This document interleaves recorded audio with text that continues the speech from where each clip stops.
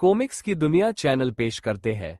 राज comics में नागराज और super commando ध्रुव का कॉमिक्स अवशेष भाग 2। प्रस्तुत कहानी को पूरा जानने के लिए भाग 1 की वीडियो देखें और चैनल को सब्सक्राइब करें। जय हिंद, जय भारत।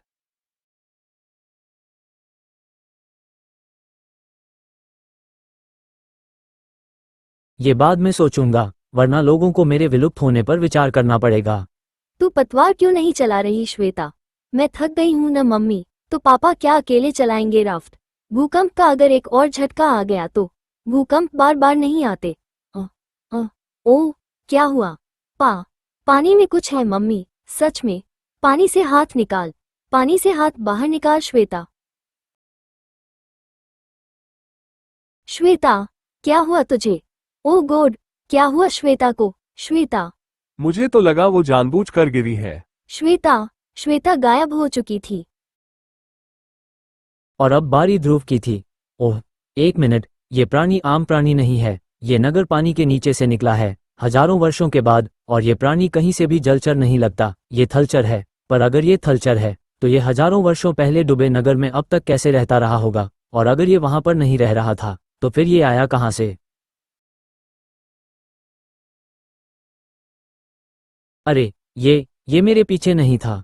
ये तो किसी चीज से बचकर भाग रहा है। पर ऐसा कौन सा प्राणी हो सकता है जो इतने डरावने और शक्तिशाली प्राणी को भी डरा सके? पत्थर युग का एक हथियार? असंभव। ये तो गुफा मानव है। ये शहर पानी के सागर में डूबा था, या समय के सागर में। पर ये क्या? ये तो मानव नहीं है। ये तो कोई और ही प्रजाति लगती है, जैसे मानव बंदर से नहीं बल्कि भेड़ों से विकसित हुए हों। ध्रुव कुछ समझ नहीं पा रहा था, और उसके पास समझने का समय नहीं था, क्योंकि अब वो उनका नया शिकार बनने वाला था। फिलहाल मुझे इस नगर की छानबीन करनी है। इनसे उलझकर मैं समय को बर्बाद नहीं करना चाहता। पहले मुझे ये पता करना है कि क्या इस महाविशाल नगर में इनके जैसे और भी रहस्य छुपे हैं।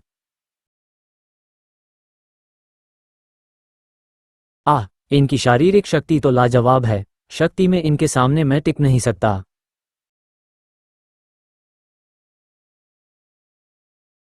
मैं इस अद्भुत प्रजाति को नुकसान पहुंचाना नहीं चाहता।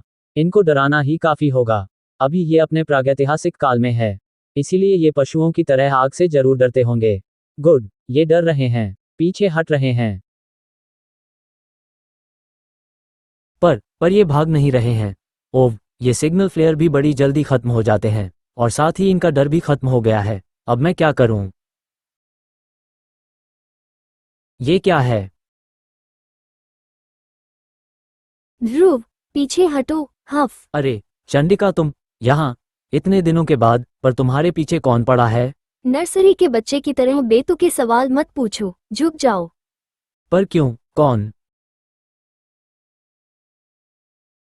चिककुलू गुलू गुलू। तो ये लगा था तुम्हारे पीछे, या तुम इसके आगे लगी थी? मुझे तो यही एक फटाफट तरीका समझ में आया। पहले इसे पत्थर मार मार नाराज किया, फिर इसको अपने पीछे लगाकर यहाँ तक ले आए। अब ये सनक गया है, अपने शिकारियों का ही दुश्मन बन गया है। वैसे ये सिर्फ संयोग है या कुछ और, कि इधर श्वेता आई और उधर तुम प्रकट हो गई, पूरे 1 साल के बाद? तुम्हारे लिए संयोग होगा। मैं तो श्वेता से मिलने आई थी, उसने मुझे डिस्ट्रेस सिग्नल भेजा था। किधर है श्वेता? इंतजार करो जब तक वो तुमको फिर से सिग्नल ना भेजे। मैं आज तक नहीं समझ पाई कि तुम मुझसे इस तरह के सवाल क्यों पूछते हो। क्योंकि मुझे पूरा यकीन है कि चंडिका और श्वेता में कोई ऐसा संबंध है जो मुझसे छुपाया जा रहा है, और ऐसी उम्मीद न मुझे श्वेता से है और न ही चंडिका से। चंडिका तो मैं हूँ, मुझसे सीधे सीधे बात क्यों नहीं करते? सीधे कहूँ तो, अरे गायब हो गए। क्या जबान से शब्द या सिर से दिमाग? वे आदि भेड़िए और वो पशु, वे हवा में घुल गए। वो सॉलिड थे, गैस नहीं जो हवा में घुल जाएंगे। इसीलिए तो मुझे आश्चर्य। बचो चंडिका। ये क्या है? पता नहीं, यहाँ कुछ अजीब सा हो रहा है। क्यों, ये मुझे नहीं पता। फिलहाल हमें यहाँ से निकल जाना चाहिए। हमें सोच विचार और पूरी तैयारी के साथ वापस आना होगा, तभी हम इस रहस्य की तह तक पहुँच पाएंगे। मैं तुमसे सहमत हूँ। इससे पहले कि ये पूरा द्वीप ही गायब हो जाए, हमें यहाँ से निकल जाना चाहिए। पर कैसे? जैसे मैं आई हूँ, तैर कर। Good idea. तो रेस हो जाए चंडिका। सिर्फ 50 किलोमीटर की ही तो बात है। अरे, कहाँ गई चंडिका? अरे, वो रही श्वेता। श्वेता, तू कहाँ रह गई थी श्वेता? मैं तो मौत के मुंह में जाकर वापस आई हूँ पापा। शायद मौत को मेरा टेस्ट अच्छा नहीं लगा। कोई समस्या? ट्यूनिंग में गड़बड़ हो रही है। अलग अलग फ्रीक्वेंसी पकड़ में आती जा रही है। ये तरीका भरोसेमंद नहीं लगता। तो हमें प्लान बदलना पड़ेगा। हमें इस द्वीप पर खुद जाना होगा, और वह भी उचित यंत्र के साथ। चलो, हम बाद में वापस आएंगे। बाद में कहीं कुछ गड़बड़ ना हो जाए। ये नगर अब पूरी दुनिया के सामने आ चुका है। कुछ नहीं होगा। यहाँ के लोगों में इतना दम नहीं है कि वे हमारा मुकाबला कर सके। वे भागने के अलावा और कुछ नहीं कर सकते। देखो मम्मी, वो रहा भैया। अरे, आप लोग अभी यहीं पर हैं? हाँ, श्वेता पानी में गिर गई थी। इसको ढूंढने के लिए रुकना पड़ा। ओह, श्वेता पानी में गिर गई थी, तभी चंडिका इससे मिल नहीं पाए। चंडिका आई थी। ओ आई मिस्ड हर।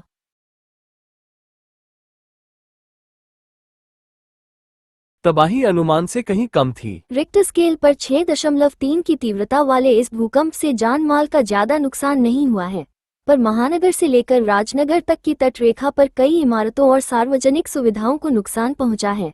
इसके बावजूद ज्यादातर लोग इस भूकंप को वरदान मान रहे हैं, क्योंकि इसके कारण समुद्र के अंदर छुपा एक ऐसा प्राचीन नगर बाहर आ गया है, जो एक राज्य जितने बड़े एरिया में फैला हुआ है। सरकार ने इसकी सुरक्षा का जिम्मा सेना को सौंपने का फैसला किया है। अब इस भूकंप पर हमसे चर्चा करने के लिए स्टूडियो में मौजूद हैं प्रसिद्ध भूगर्भ शास्त्री प्रज्ञान सहाय। दर्शकों को मेरा नमस्कार। तो प्रज्ञान जी, आपके इस भूकंप और उसमें उभरे प्राचीन नगर पर क्या विचार हैं? नगर के बारे में निश्चित तौर पर तो प्रामाणिक जांच के बाद ही कुछ कहा जा सकता है। बस अभी इतना कह सकता हूं कि ये नगर प्राचीन है, पर हाँ, इस क्षेत्र में ऐसा भूकंप आना आश्चर्य का विषय अवश्य है, क्योंकि ये क्षेत्र किसी भी फॉल्ट लाइन के आसपास तक नहीं है। मुझे तो ऐसा लगता है कि इसकी जिम्मेदार प्रकृति नहीं, बल्कि इंसान है। हम हैं यूरोप।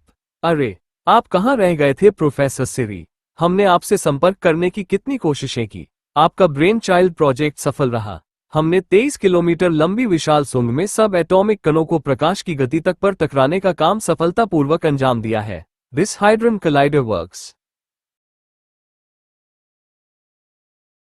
Good good. दरअसल मैं न्यूज सुन रहा था।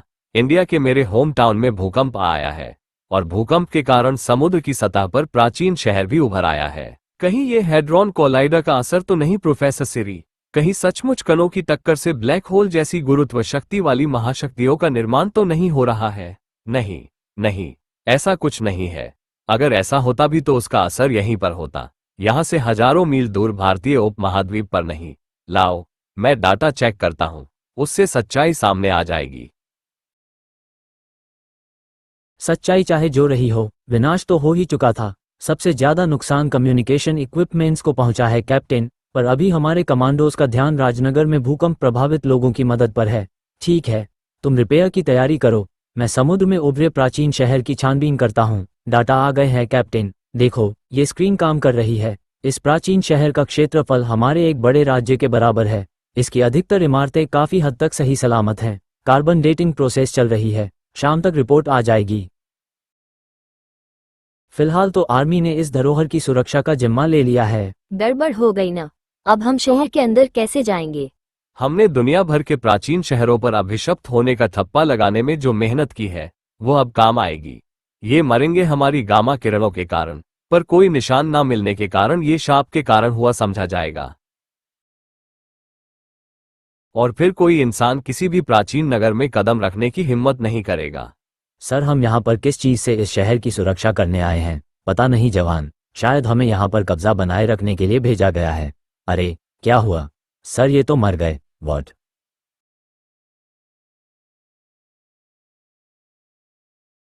अरे, ये भी यहाँ पर कुछ रहस्यमय है। हेडक्वार्टर बात करनी होगी। सर, हमारे कई जवान रहस्यमय तरीके से मर गए हैं, जैसे उनका हार्ट फेल हो गया हो। कोई भी यहाँ रुकने को तैयार नहीं है, सभी डर गए हैं और श्राप का हवाला देकर वापस लौटना चाहते हैं। ठीक है कमांडर, यानी हमको आर्मी से भी बड़ी चीज के बारे में सोचना होगा।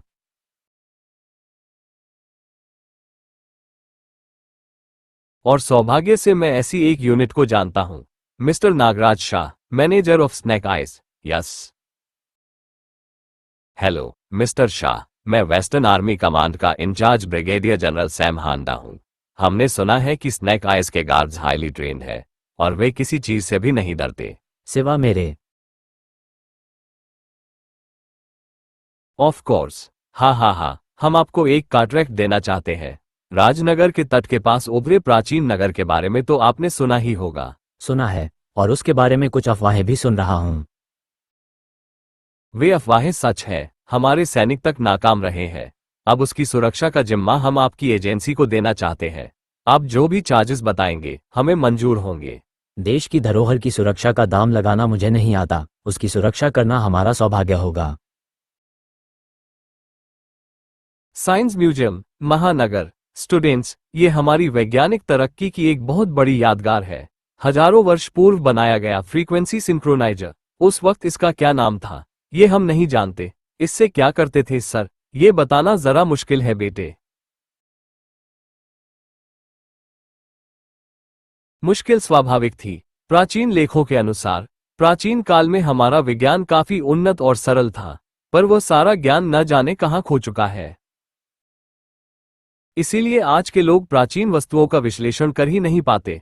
इनकी बातों पर यकीन न करना बच्चों। आज से 4 साल पहले जब मैं यहां आया था, तब इस यंत्र के ऊपरी हिस्से में एक दरार थी, क्रैक। पर अब वो क्रैक गायब है। वॉट? क्रैक अपने आप कैसे भर सकता है? पर चीज तो बदली जा सकती है ना। ये प्राचीन चीजों के यहां पर मॉडल रखकर हमको बेवकूफ बनाते हैं। मुझे तो लगता है कि ये पूरा म्यूजियम ही एक बड़ा धोखा है, हमको ये यकीन दिलाने के लिए कि प्राचीन काल में हमारी सभ्यता आज से कहीं ज्यादा उन्नत थी। हम तो जो बुक्स में लिखा है वही पढ़ाते हैं। आगे आओ बच्चों, इनकी बातों पर ध्यान मत दो। क्या उस आदमी की बात सच हो सकती है? अगर ऐसा हुआ तो गजब हो जाएगा। असली बात का पता करना ही होगा। म्यूजियम को तुरंत खाली करवाओ और यहाँ पर हर तरह की एंट्री बैन कर दो। क्यों सर, कोई बम मिला है क्या? बम चोरी हुआ है? कौन सा बम सर? म्यूजियम में तो बम का एग्जिबिट है ही नहीं। जितना कहा गया है उतना करो क्विक। अधिकारियों को आज उस बम की गूंज सुनाई दे रही थी जो 3-4 साल पहले फट चुका था। क्या आप दावे के साथ कह सकते हैं कि वह हजारों साल पुराना गैजेट वर्किंग ऑर्डर में नहीं था? स्पष्ट है कि नहीं होगा। मुझे पक्का यकीन है कि कोई उसको स्मृति चिन्ह के तौर पर ले गया है। इस निशान को पहचानते हैं आप? इसको तो बच्चा बच्चा जानता है। यह विश्वव्यापी कट्टर आतंकवादी संगठन सारंडे का निशान है। यह निशान नकली मॉडल पर गुदा था। यानी वह यंत्र सारंडे ले गया है, पर वे उस यंत्र का करेंगे क्या? वो तो बस एक एंटीक पीस की तरह करोड़ों में बिक सकता है। वैसे भी उसका लीडर तो सर्टिफाइड पागल है। सारंडे का लीडर मैग्नम पागल नहीं है, जनूनी है। वो ये सच में यकीन करता है कि आज से हजारों वर्ष पहले का विज्ञान आज से काफी उन्नत था। इसीलिए वह हमारी प्रगति के सारे निशानों को मिटाकर लोगों को उसी युग में ले जाना चाहता है। मैग्नम कोई प्लान बना रहा है, बहुत बड़ा प्लान, और समय रहते उस प्लान का पता चलना और उसका ध्वस्त होना बहुत जरूरी है, वरना हम सभी ध्वस्त हो जाएंगे। पर उसको रोकेगा कौन? नागराज, क्या ख्याल है आपका मिस डांगी? ये शहर बाकी प्राचीन नगरों से एकदम अलग लगता है या नहीं? मुझे तो ये एकदम अजीब लग रहा है, जैसे परसों ही बना हो और कल पानी में डूबा हो। मेरी गणना के अनुसार ये शहर 10,000 वर्षों से भी अधिक पुराना है, और यहाँ पर मुझे मिस डांगी कहने की कोई जरूरत नहीं है। यहाँ पर हमारे अलावा कोई सुनने वाला है ही नहीं। नहीं मिस डांगी, मुझे यहाँ पर कई उपस्थितियों का आभास हो रहा है। यह नगर अभी तक आबाद है।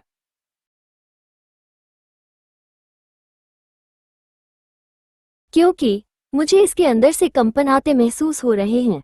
ओह, हम वापस द्वीप पर पहुंचने वाले हैं, और ये अभी तक गैजेट लेकर नहीं आया।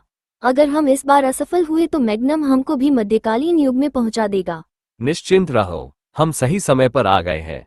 हमको इस खिलौने को लाने में जरा सा समय लग गया। चलो ठीक है, पर इस बार हमारे सामने कोई रुकावट नहीं आनी चाहिए। तुमको पक्का पता है कि उस द्वीप पर हमें देखने वाला अब कोई नहीं होगा? नहीं होगा। जब आर्मी वहां से डरकर भाग खड़ी हुई, तो फिर कौन उस द्वीप पर आने की हिम्मत करेगा? पर मैं फिर भी कोई चांस लेना नहीं चाहता। अगर उस द्वीप पर कोई मरी मछली भी होगी तो हमें पता चल जाएगा। अभी तक तो इस द्वीप पर कोई नजर नहीं आ रहा है। अच्छी बात है, क्योंकि हमें अब इस नगर के केंद्र तक जाना है और उसमें वक्त लग सकता है। हमें जल्दी करनी होगी। क्या हुआ? यहाँ पर कोई है। कौन कौन है जो आर्मी से भी ज्यादा हिम्मती है? पता नहीं, शायद खजाने की खोज में आए लुटेरे हों। सिर्फ वही ऐसे शख्स हैं जिनका लालच उनको हिम्मत देता है, पर लालच सिर्फ हिम्मत ही नहीं, मौत भी देता है। ये द्वीप बहुत बड़ा है, हम उनको नजरअंदाज भी तो कर सकते हैं। नहीं, वे ठीक वहीं पर खड़े हैं जहां पर हमें जाना है। 1 मिनट, उन्होंने अब तक तुम्हारी ग्लाइडर आइस को देखकर किसी को इन्फॉर्म तो नहीं कर दिया होगा? नहीं, इतने पक्के यकीन का कारण? क्योंकि वे उनको देख ही नहीं सकते। क्या देख रहे हो, शाह? मुझे तरंगे महसूस हो रही हैं, शक्तिशाली तरंगे, खतरा है।